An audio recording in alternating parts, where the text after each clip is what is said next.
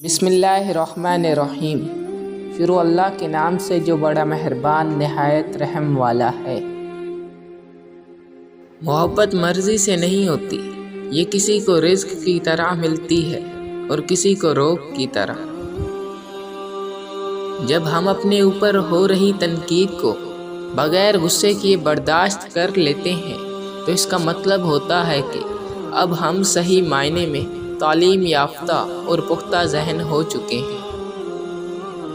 تنہائی ایک طاقت ہے جسے بہت کم لوگ سنبھال پاتے ہیں۔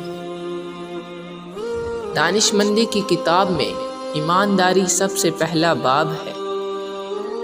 اگر آپ مثبت نظریے سے دیکھیں گے تو ہر چیز اپنی جگہ خوبصورت نظر آئے گی۔ ہارنا تب ضروری ہوتا ہے جب لڑائی اپنوں سے ہو، اور جیتنا تب ضروری ہوتا ہے جب لڑائی اپنے آپ سے ہو۔ حضرت علی رضی اللہ عنہ نے فرمایا، ان لوگوں پر اعتبار کرو جو تمہاری 3 باتیں بھانپ سکے۔ نمبر 1، تمہاری ہنسی میں پوشیدہ درد۔ نمبر 2، تمہارے غصے میں تمہارا پیار۔ نمبر 3، تمہاری خاموشی میں پوشیدہ وجہ۔ ایک جگہ پڑھا تھا کہ عورت سے اس کی عمر اور مرد سے اس کی تنخواہ نہیں پوچھنی چاہیے، کیونکہ نہ عورت اپنے لیے جیتی ہے اور نہ ہی مرد اپنے لیے کماتا ہے۔